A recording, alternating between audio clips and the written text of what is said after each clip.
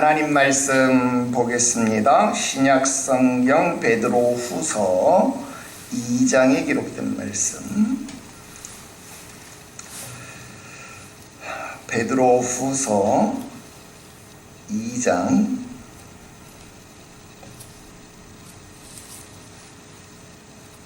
1절부터 3절까지 기록된 말씀.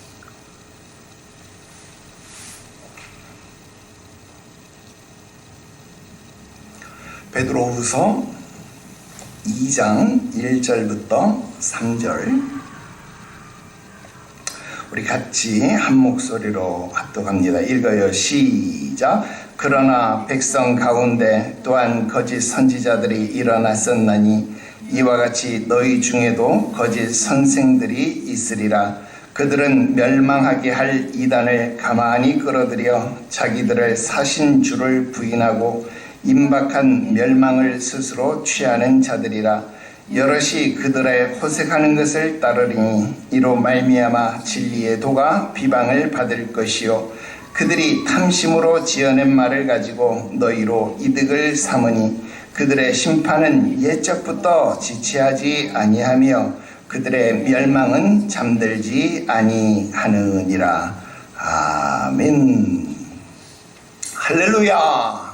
오늘 계속해서 철로역정 강독 해설 64번째 시간이 되겠습니다. 오늘 기쁨의 산과 목자들 두 번째 시간이 되겠습니다. 우리 지난 시간에 이어서 우리 목자들의 이름은 지식, 경험, 경계, 신실이었다. 이 부분부터 시작해가지고 맨 마지막 부분까지 먼저 우리 본문의 내용을 쭉 읽고 중요한 부분을 함께 강독하도록 하겠습니다.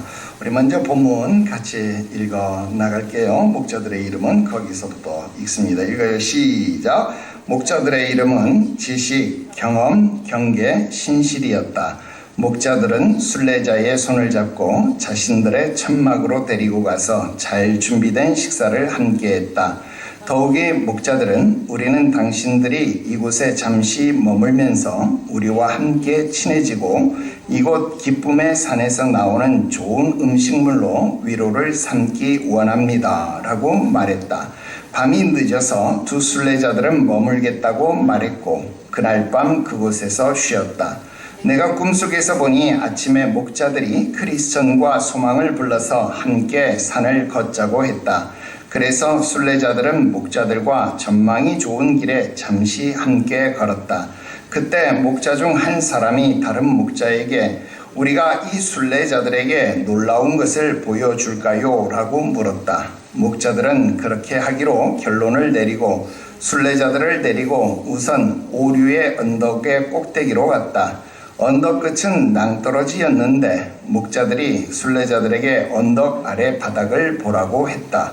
크리스천과 소망이 아래를 내려다보자 위에서 떨어져 산산조각이 난 몇 사람이 보였다. 크리스천이 이것은 무슨 의미입니까? 라고 물었다. 목자들은 몸의 부활에 대해서 이미 지나갔다고 떠드는 후메네오와 빌레도의 말을 듣고 오류에 빠졌던 자들에 대해서 들어보지 못했습니까? 라고 물었다. 순례자들은 예라고 대답했다. 목자들은 또 말했다. 이 산의 바닥 아래에 산산조각난 사람들이 바로 그들입니다.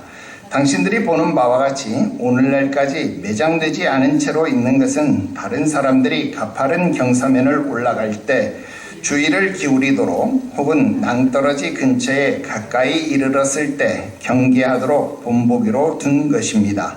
그때 내가 보니 목자들이 순례자들을 또 다른 산 꼭대기로 데려가고 있었다. 그 산의 이름은 조심이었다. 목자들이 순례자들에게 멀리 바라보라고 했다. 순례자들이 바라보자 몇몇 사람이 무덤 사이를 오르락 내리락 하는 것이 보였는데 그들은 소경이었다. 왜냐하면 그들은 때때로 무덤에 걸려 넘어졌고 거기서 빠져나오지 못했기 때문이다. 그때 크리스천이 이것은 무엇을 의미합니까? 라고 물었다. 당신들은 이 산들의 약간 아래쪽 길 왼편에 있는 초장으로 들어가는 계단을 보지 않았습니까? 보았습니다. 그 계단에는 절망 거인이 지키고 있는 의심의 성으로 인도되는 길이 있습니다. 무덤 사이에 헤매는 사람들을 가리키면서 저 사람들은 당신들처럼 순례길을 떠나 계단이 있는 곳까지 왔습니다.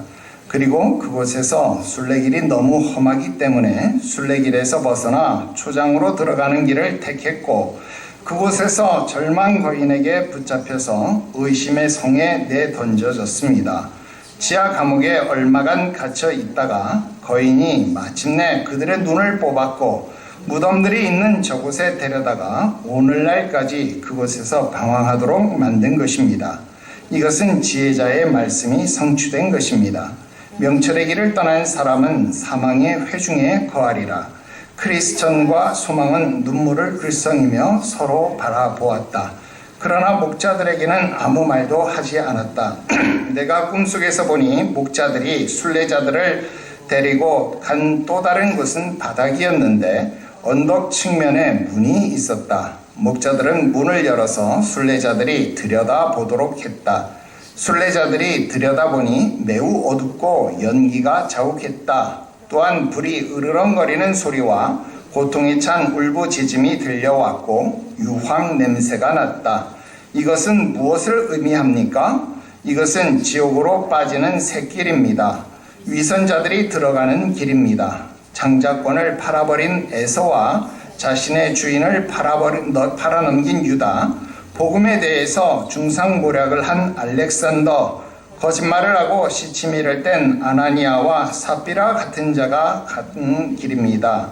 그 사람들은 모두 우리와 같이 순례자 모습을 하고 있지 않습니까? 그렇습니다. 오랫동안 그렇게 해왔습니다. 저들은 순례길에서 얼마나 멀리까지 왔다가 저렇게 비참하게 내던짐을 당했습니까? 어떤 사람은 멀리 왔고 또 다른 사람들은 이 산까지 오지 못했습니다. 그때 순례자들은 서로 말했다. 강하신 분에게 힘을 달라고 부르짖어야 하겠습니다. 예, 당신들이 힘을 가지게 된다면 그것을 사용할 필요가 있을 것입니다. 이제부터 순례자들은 앞으로 나아가기를 원했고 목자들도 순례자들이 그렇게 하기를 원했다. 그래서 그들은 함께 산의 끝을 향해 나아갔다. 그리고 목자들은 서로 말을 주고받았다. 만약 순례자들이 우리의 망원경을 통해 볼 수 있는 기술이 있다면 여기서 순례자들에게 천성의 도시의 문을 보여줍시다. 순례자들은 목자들의 제안을 즐겁게 받아들였다.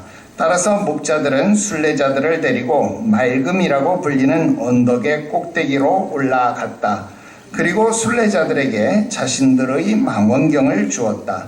순례자들은 바라보려고 했으나 목자들이 그들에게 마지막에 보여준 것이 생각나서 손이 떨렸다.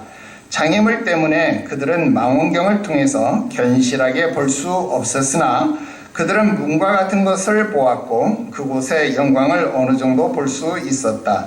그리고 그들은 노래를 부르면서 길을 떠났다. 이와 같이 목자들을 통해서 비밀들을 계시하셨네. 다른 모든 사람에게는 감추어져 있는 것이네. 만약 당신이 감추어져 있는 것과 비밀스러운 것을 알기 원한다면 목자들에게 오시오. 순례자들이 떠나려고 할 때 목자들 중에 한 사람이 그들에게 길 안내도를 주었고 다른 목자는 그들에게 아첨쟁이를 주의하라고 당부했다. 세 번째 목자는 순례자들에게 마법의 땅에서 잠들지 않도록 주의하라고 말했으며 네 번째 목자는 하나님께서 그들에게 축복하시기를 기원했다. 그리고 나는 꿈에서 깨어났다. 여기까지입니다. 다시 앞으로 돌아갈게요. 자, 우리 맨 앞에 목자의 이름은 지식, 경험, 경계, 신실이었다. 이 부분에 밑줄을 긋도록 하겠습니다.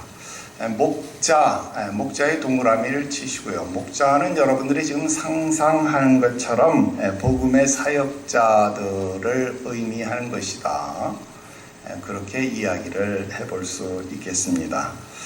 그리고 이들에게 이름이 있었다. 즉 복음의 사역자들에게 이름이 있었다라고 하는 것은 무엇을 의미할까요? 복음의 사역자들에게 지식이 있어야 한다, 경험이 있어야 한다, 경계가 있어야 한다, 신실함이 있어야 된다, 그런 뜻이 되겠죠. 즉 그러니까 복음의 사역자들이 갖추어야 할 영적인 자질, 복음의 사역자들이 가져야만 할 영적 자질, 영적 성품, 이렇게 이야기를 해볼 수 있는 내용이 되겠다라는 것입니다.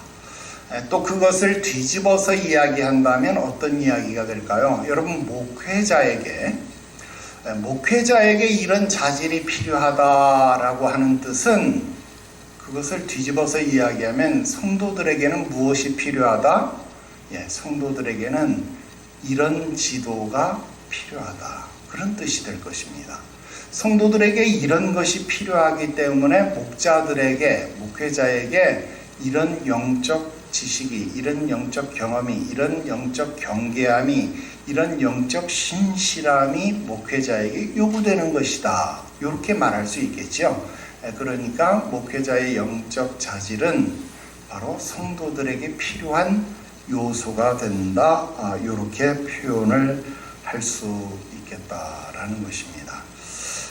그러면서 우리가 이 부분을 조금 복잡하게 조금 고차원적으로 해석을 해본다라고 한다면, 우리가 이걸 신학적으로 해석을 해볼 수가 있겠는데요. 아마도 존 버녀는 평신도 사역자이면서 이 침례교 목회자였기 때문에 신학적 지식을 가지고 있었을 것이다 라는 것을 쉽게 생각을 해볼 수 있겠죠. 그렇다고 한다면 지금 이 네 가지 영적 자질에 대해서 이야기를 할 때, 이 내용은 요한계시록 4장 7절에 기록되어진 이 네 가지 생물, 요한계시록 4장 7절에 보면 사자, 송아지, 사람, 독수리, 이 네 가지 생물에 대한 내용이 기록이 되어지고 있는데요.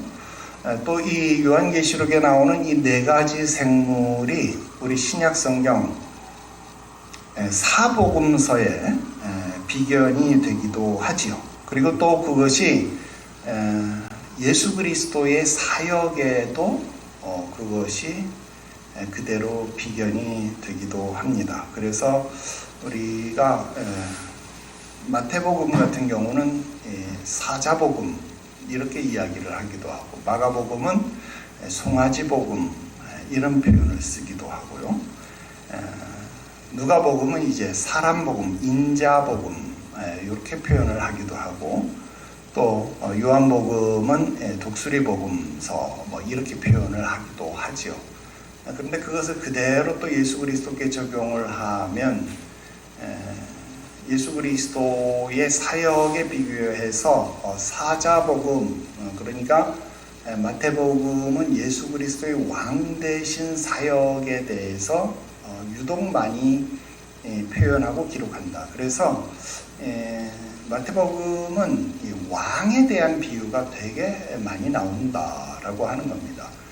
똑같은 달란트의 비유를 이야기할 때도 여러분 이 누가복음이나 이런 데는 이 주인이 이런 표현을 하는데, 마태복음에서는 한 나라의 왕이 여행을 떠날 때 그 종들을 불러서 달란트를 나눠 주었다 이렇게 하는데, 누가복음은 주인이 여행을 떠나면서 종들을 불러서 문화를 나누어 주었다 이렇게 표현한다는 거예요. 그래서 이런 비유에서의 그런 차이가 있다 하는 겁니다. 그래서 왕의 복음서, 예수 그리스도의 왕 대신 사역.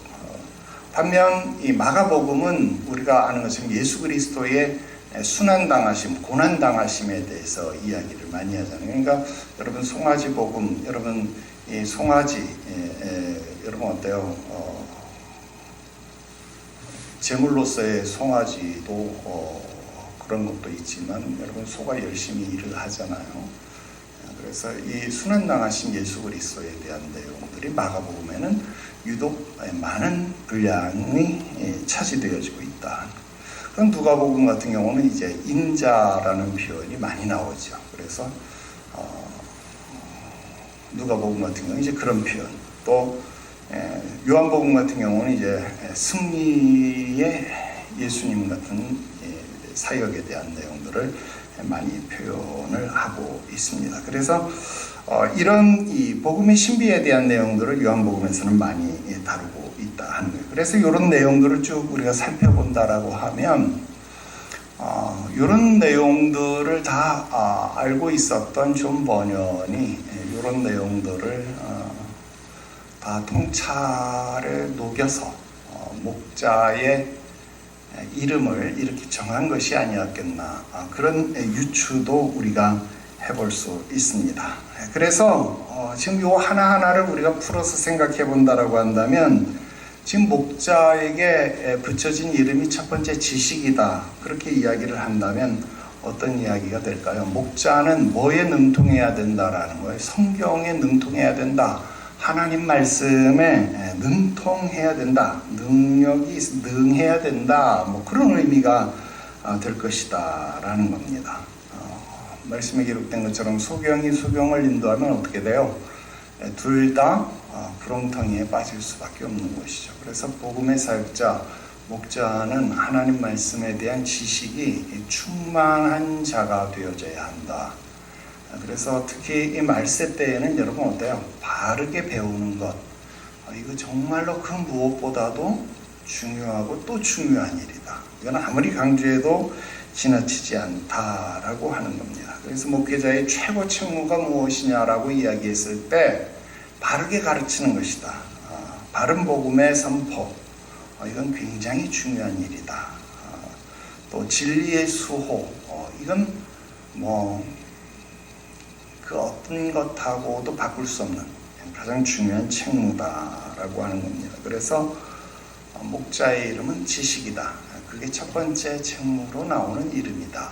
이렇게 이야기를 할 수 있습니다. 자, 그 다음 두 번째 이름이 경험, 그렇게 이야기했잖아요.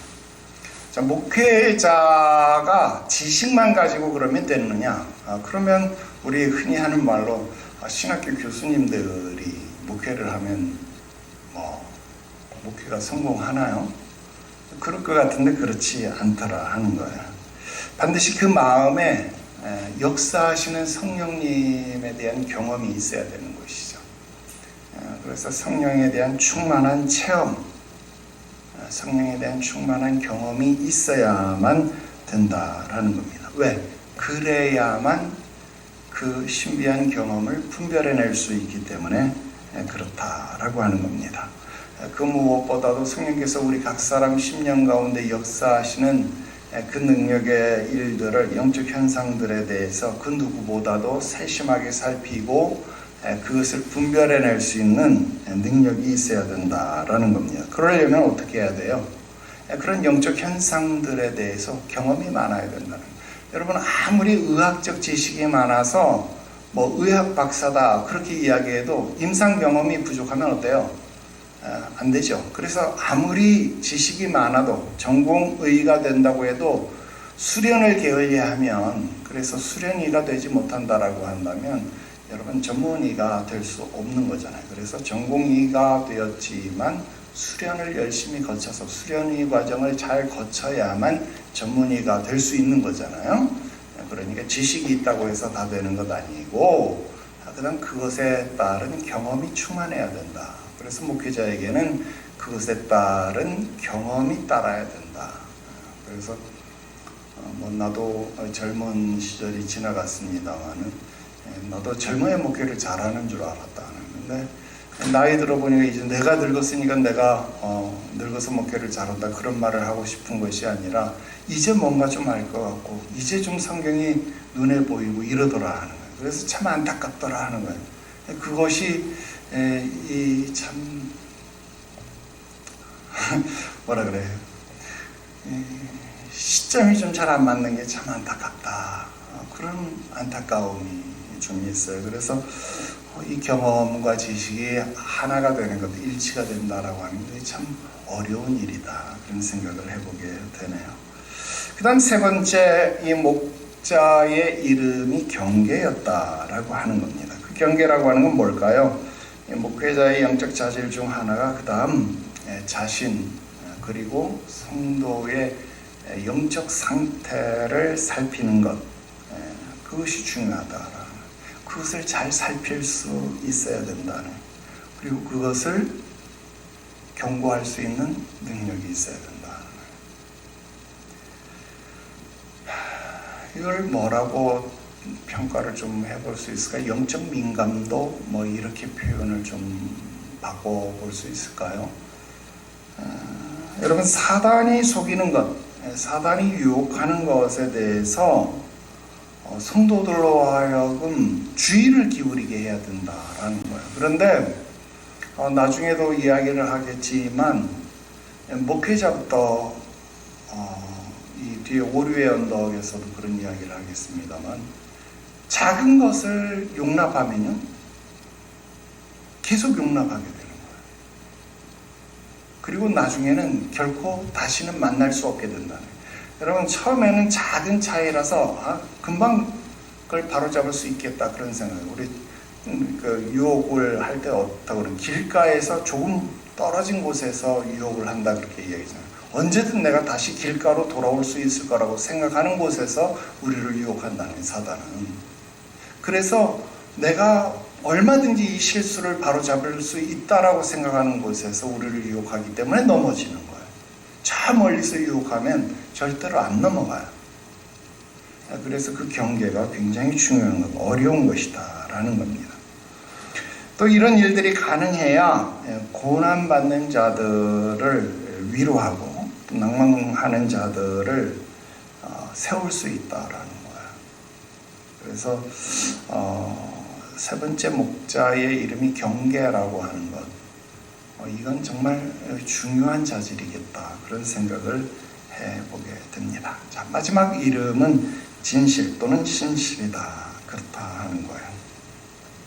자, 이것은 하나님의 영광을 위해서 목회자는 열심을 푸는 것, 그것은 당연한데요, 영혼을 위해서 더러운 일을 추구하는 것이 아니라, 그러니까 더러운 일을 탐하는 것이 아니라, 또는 명예를 위해서 탐하는 것이 아니라, 진정한 복음의 사역자는 진실하고 투명하고 모범적인 경건한 삶이 증명되어져야 한다는 겁니다. 그래서 그것을 진실함 또는 신실함, 그렇게 이야기하는 거예요.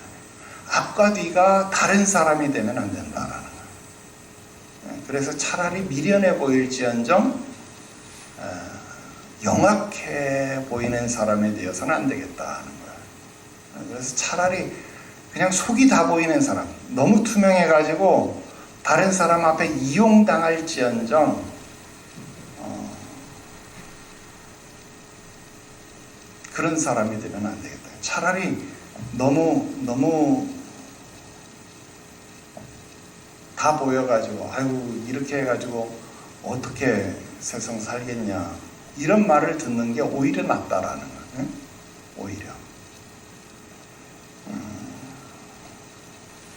오히려 그런 신실함, 그런 투명함이 더 낫겠다. 그리고 지금 여기서 이야기하고 있는 이 네 가지 자질들이라고 하는 것은 여러분 따로따로 나타나서는 안 됩니다.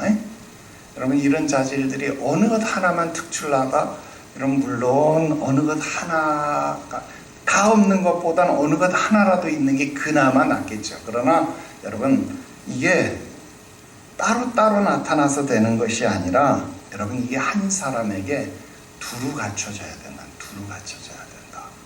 그것이 중요하다는. 영혼 구원을 위해서는 이 네 가지가 두루 갖춰져야 된다. 그래야 목자가 될 수 있겠다라는 거예요. 그래서 참 힘들다, 참 어렵다. 그래서 이런 사람들이 참 드물다, 어렵다, 그런 생각을 해보게 됩니다. 자, 그 다음 조금 내려가세요. 그 다음 줄에요. 목자들은 우리는 당신들이 이곳에서 잠시 머물면서 우리와 함께 친해지고 이곳 기쁨의 산에서 나오는 좋은 음식물로 위로 삼기를 원합니다 라고 말했다. 이 부분에 밑줄을 그읍시다. 사실 이 부분은요, 목회 얘기는 이 목회의 목적에 대해서 기록하고 있습니다. 자, 여기서 우리는 누굽니까? 지금 목자들을 말하는 거죠. 당신들은 누굽니까? 여기서야 크리스천과 소망인데, 그러니까 크리스천과 소망이 대표하고 있는 사람 누구예요? 성도들이죠. 우리는 목자들이, 당신들이 누구? 성도들이 이곳은 어디에 지금? 기쁨의 산. 그러니까 지금 우리가 지난 시간에도 얘기했지만 기쁨의 산은 어디예요? 교회죠. 교회. 기쁨의 산에서, 자, 목자들은 성도들이 이곳 기쁨의 산 교회에서 잠시 머물면서. 자, 잠시 머물. 왜 영원히가 아니고 잠시 머물면서요? 목자들이 성도들 보고 이곳에서 잠시 머물면서, 왜 교회에 영원히 머물라고 안 하고 왜 잠시 머물라고 그랬어요? 이거 다 배웠는데. 여러분, 지상교회는요,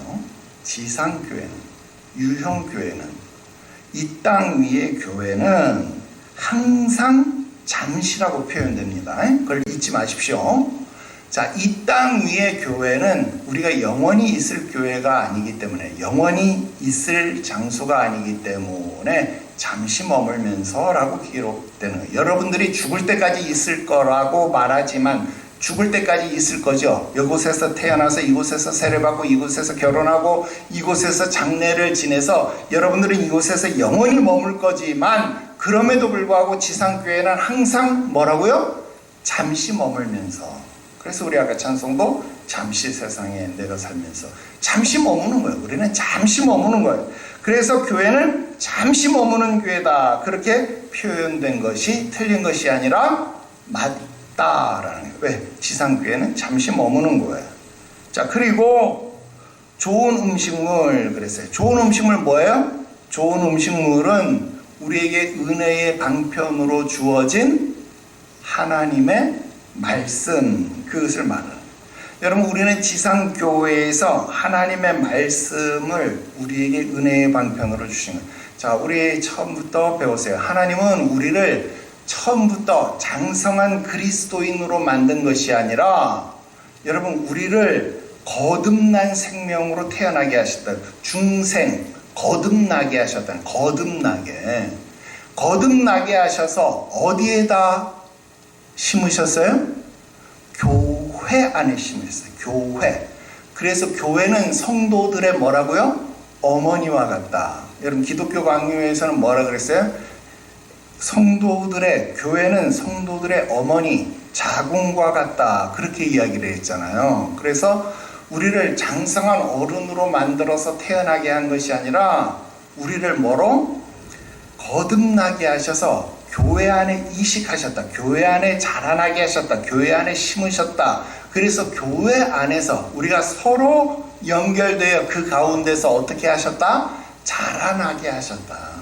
그러니까 우리는 신령한 젖을 먹으면서 단단한 식물을 먹는 자로 점점 자라나게 하시면, 그러니까 이곳에서 기쁨의 산에서 나오는 좋은 음식물로 위로를 받으며 점점 자라나는 것이다 라고 하는 것 꼭 기억하시기를 바랍니다. 자, 그 다음 넘어갈게요. 자, 목자들 중 한 사람이 다른 목자에게 우리가 순례자들에게 놀라운 것을 보여줄까요? 라고 물었다. 자, 그리고 이참에 아침에 목자들이 크리스찬과 소망을 불러서 놀라운 것을 보여주기로 하고 이들을 어디로? 오류의 언덕 꼭대기로 데려갔다. 자, 그렇게 했습니다. 자, 왜 아침일까요? 자, 이들을 아침에 데리고 갔다 그랬어요. 아침에. 왜 아침일까요? 이유는 두 가지입니다. 이유는 두 가지예요. 하나는 밝은 빛이 있을 때라야 밝히 보고 분별할 수 있기 때문에, 밝은 빛이 있을 때에라야 밝히 보고 분별할 수 있기 때문에 아침에 데려간 것이고, 그 다음 두 번째, 다른 하나는 부지런함을 가르쳐 주기 위해서 아침에 데려갔다, 그것입니다. 여러분, 신앙에서 제일 경계해야 할 것이 뭐예요? 밤이라는 것을 경계해야 되는 것이고, 그 다음 게으름이라고 하는 것을 경계해야 된다 하는 거예요. 우리 찬송에서도 그래, 일할 수 없는 밤이 속히 오리라.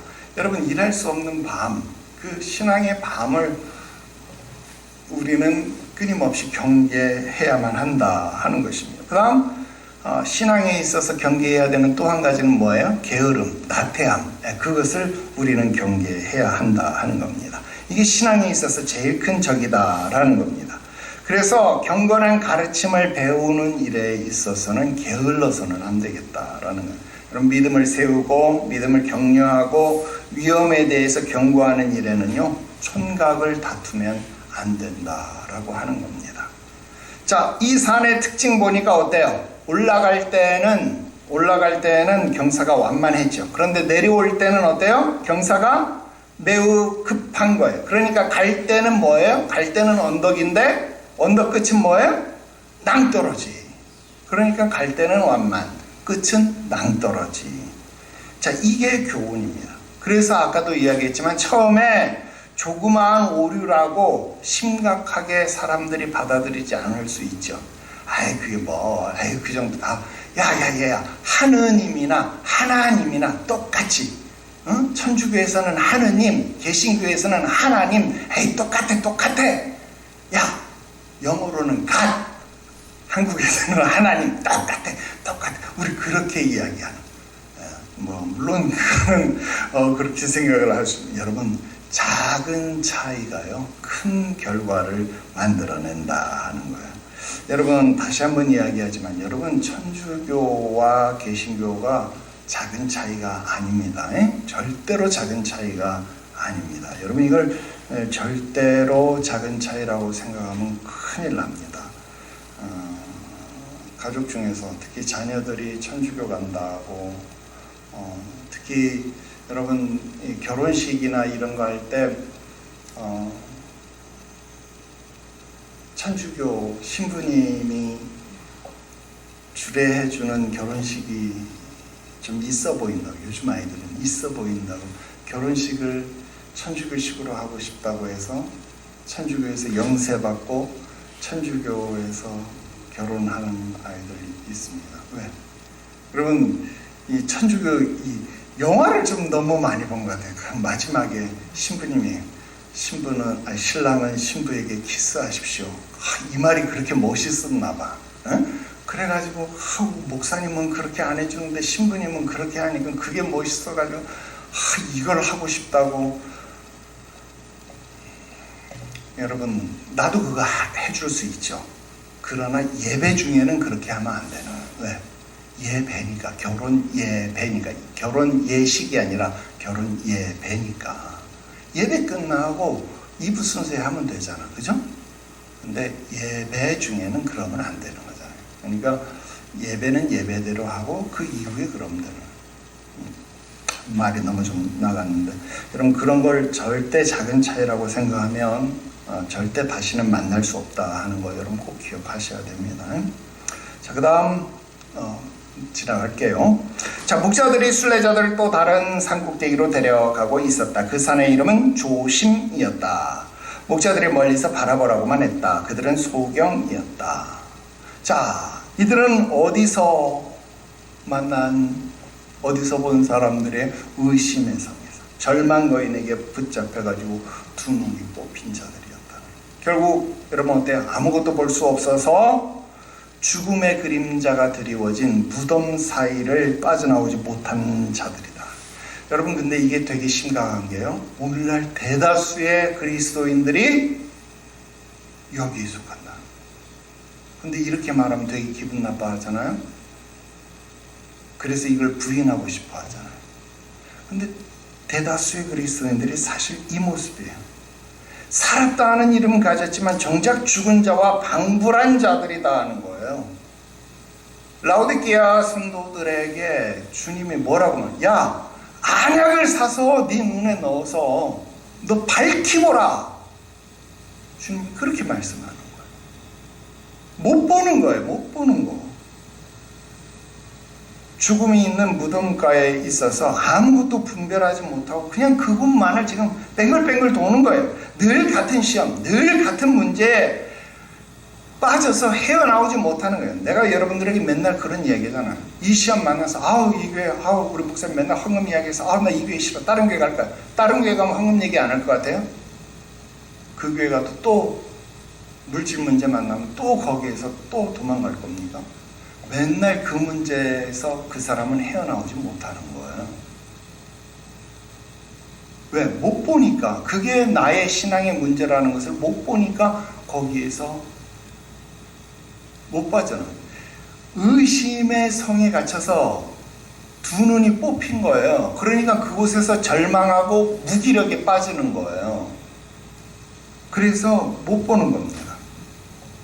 그 협박에 굴복해가지고 하나님을 바라보는 두 눈이 뽑힌 거예요. 그래서 시험에 넘어지기를 반복하는, 절대로 못 빠져나오는 거예요, 거기를. 그 소망과 크리스찬이 서로를 바라보면서 눈물을 글썽거렸죠. 왜? 자기들도 그렇게 될 뻔했으니까. 되게 큰 문제 아닙니까? 이 초장의 시험을 빠져나온 사람은 감격할 수밖에 없는 거죠. 시간 많이 지나서 빨리 지나갈게요. 그 다음 지옥으로 빠지는 샛길입니다. 그 부분 밑줄 쭉 그으십시오. 이런 자들이 가는 길입니다까지. 자, 많은 사람들이 순례길을 출발해서 많이 전진했지만 결국 지옥으로 빠지고 맙니다. 자, 지옥으로 빠지는 이 샛길을 선택하는 자들은 전부가 다 뭐였다? 위선자. 위선자의 동그라미. 위선자들이었다라는 거예요. 자, 그들이 전부 다 순례자처럼 가장을 했지만 결국 그들은 본색을 드러내고 샛길로 빠졌다라는 겁니다. 그들은 경건의 능력을 부정하게 되었다라는 거예요. 결국 외식하게 됐고, 겉으로 볼 때는 경건해 보이고 깨끗한 자처럼 보였지만 그 속에 거듭남의 은혜도 없었고 이기적인 본성, 그 목적이 가득했기 때문에 결국 이 샛길로 빠지려고 하는 유혹을 이기지 못한다라는 겁니다. 그럼 결국 이 문을 열어 제끼는 거예요. 여러분, 지옥으로 빠지는 샛길은요, 뭐 이 뒤에도 나옵니다만은 이 문을 여는 사람은 결국은 열 수밖에 없어요. 청함을 받은 사람은 많지만 택함을 받은 사람은 적다 그랬잖아요. 교회 안에 들어오는 사람은 정말로 많이 있습니다. 그러나 그 중에 택함을 받은 사람, 진짜 하나님 나라에 들어갈 수 있는 사람이 없어요. 요한계시록에 기록되어져 있는 상징적인 숫자가 몇 명이었어요? 14만 4천 명이었잖아요. 우리는 그 숫자를 정확하게 몰라요. 하나님만 아시는 거죠. 근데 그 상징적인 숫자가 14만 4천 명에 불과했다 이 말이에요. 그 나머지는 전부 다 그 샛길로 빠지는 사람들이에요. 그 다음 마지막 또 볼게요. 목자들은 순례자들을 데리고 맑음이라고 불리는 언덕 꼭대기로 갔다. 그리고 순례자들에게 자신들의 망원경을 주었다. 자, 맑고 깨끗한 언덕, 경건한 자들의 마음 상태를 말해주는 거죠. 맑음의 상태. 의심의 구름도 없고, 우리 아까 찬송 불렀지만 저 높은 곳에 의심의 안개 거치고 근심의 두 구름 없는 곳, 우리 찬송 불렀죠. 의심의 구름도 없고 두려움의 안개도 없고 염려의 우중충함도 사라진 그곳, 그곳에서 여러분들이 설 수 있게 되기를 바랍니다. 목자들은 그곳에서 순례자들이 천성문을 바라볼 수 있도록 망원경을 주었다. 여러분, 망원경은 뭘까요? 믿음이죠. 그들이 천성문을 바라볼 수 있도록 할 수 있는 믿음입니다. 믿음으로 보이지 않는 세계를 바라보는 것이다 라는 거예요. 그 성도들은 목회자들이 쥐어주는 망원경을 통해서, 그러니까 목회자들이 들려주는 말씀을 통해서, 성경을 통해서, 진리의 은혜의 방편으로 들려주는 말씀을 통해서 그것을 들음으로써, 여기서 보면 기술이라고 나오잖아요. 그들이 볼 수 있는 기술이 있다면, 즉 말씀을 들을 수 있는 믿음이 있다면 그것을 통해서 천성의 문을 바라볼 수 있다는 거예요. 그럼 어떻게 되는 거예요? 그 천성의 문의 영광을 미력하게나마 볼 수 있다라는 거예요. 그것을 어느 정도 볼 수 있다 하는 거예요. 그거 보게 되면 사모하게 됩니다. 줄은 안 그었습니다만 우리 노래 한번 보실래요? 노래? 이와 같이 목자들을 통해서 비밀들을 계시하셨네. 예. 여러분, 목회자를 통해서 하나님의 말씀을, 특별 계시를 우리에게 풀어서, 설교를 통해서, 은혜의 방편을 통해서 그 비밀들을 우리들에게 계시해 주셨죠. 다른 모든 사람들에게 감추어져 있는 것이에요. 그건 다른 사람들은 못 듣는 거예요. 여러분, 설교 시간에 설교를 들을 때 다 듣는 것 같지만 다 못 들어요. 귀 있는 자는 성령이 교회들에게, 교회는 누구예요? 이게 교회가 아니죠. 우리 개개인이 교회죠. 귀 있는 자는 성령이 교회들에게 하시는 말씀을 들을지어다. 설교를 똑같이 하지만 여기 앉아있는 사람들이 다 설교를 들을 수 있는 게 아니에요. 그 비밀의 계시를 다 듣는 게 아니에요. 아멘 할 수 있는 사람이 듣는 거예요. 그 아멘은 아무나 또 하는 게 아니라 그 비밀을 깨닫는 사람은 아멘 하지 말라 그래도 아멘을 하는 거예요. 왜? 내가 그 비밀을 알아들었기 때문에 아멘을 안 할 수가 없는 거예요. 그래서 어떤 사람은 졸려서 못 듣는 거예요. 왜? 마음이 길가밭이 됐기 때문에 새들이 와서 쪼아먹어 가버린 거예요. 그러니까 이 말씀을 못 듣는 거예요. 어떤 사람은 들을 때는 깨달아. 그런데 가시밭 돌짝밭이기 때문에 좀 있으면 가시가 기운을 맞고 뿌리가 깊지 못하니까 햇빛이 비치면 뿌리가 타버려서 그게 열매를 못 맺어요. 그러니까 말씀이 들어가도 30배, 60배, 100배로 결실을 못하는 거예요. 그런데 귀 있는 자는 그 말씀을 듣고 30배, 60배, 100배로 그 말씀이 이 안에서 열매를 맺는 거예요. 만약 당신이 감추어져 있는 것과 비밀스러운 것을 알기를 원한다면 어디로 가라고요? 목자들에게 오시오. 그래서 말씀 뽑기 이런 거 하는 것이 아니라 교회 장로들을 청해서, 신방을 청해서 말씀을 들어야 되는 거예요. 자, 그 뒤에 거는 이제 다음 시간에 구체적인 내용들을 통해서 말씀드리려고 하는데, 자, 아까 목자가 몇 명이 있어요? 4명이었잖아요. 이름이 4개였으니까. 자, 보세요. 자, 첫 번째 목자는 뭐를 했다고요? 지식이었는데, 지식은 뭐예요? 결국은 그냥 이렇게 이름으로 거기다 써놔요. 이 뒤에 보니까 지식은 길 안내도를 주었다는. 지식은 길 안내도를 주었다. 그 다음 두 번째 목자는 아첨쟁이를 주의하라. 이건 뭐였어요? 결국은 경험을 통해서 아첨쟁이를 주의하라고. 경험이었기 때문에, 경험이니까 지금 아첨쟁이를 주의하라, 당부를 하는 거잖아요. 당부. 그 다음 세 번째는 경계였잖아요. 자, 마법의 땅에서는 잠들지 않도록 뭐 해라? 주의하라. 지금 경계를 시키고 있잖아요. 경계. 맞죠? 그 다음 네 번째는 하나님께서 그들에게 축복하시기를 기원했다.